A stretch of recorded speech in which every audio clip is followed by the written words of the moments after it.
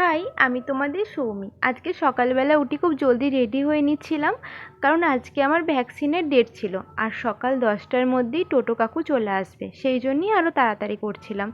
আর আমি হসপিটাল থেকে ভ্যাকসিন নিচ্ছি না, আমাদের এখানেই একটা ওষুধের দোকানের কাকুকে বলে ওনার কাছ থেকেই নিচ্ছি। আর এই ওয়ার্ড্রপটা দেখলে, এই ওয়ার্ড্রপটা আমাকে আমার মা কিনে দিয়েছে। এই যে আমার ঘরের তাকগুলো ভাঙা হয়েছিল, জিনিসপত্র রাখতে বড্ড অসুবিধা হচ্ছিল, ওই জন্য। তারপরেই বাপি ওষুধটা দিয়ে বললো শেষ হয়ে গেছে, নিয়ে আমি আসতে। ভ্যাকসিন নিয়ে বাড়ি চলে এসেছি। আমি ভেবেছিলাম জানো তো আজকে ভিডিও করবো বাইরে বেরিয়ে, কিন্তু ভিডিও করা হয়নি কারণ প্রচণ্ড জল বৃষ্টি হচ্ছে এখানে। আর ভ্যাকসিন নেওয়ার পরে মা আমাকে এরকম আজকে প্রচুর চকলেট কিনে দিয়েছে, তো আমি এখন একটা বার করে খাচ্ছি, কারণ ভ্যাকসিন হয়েছে বলে মা আজকে আমার প্রচুর চকলেট কিনে দিয়েছে।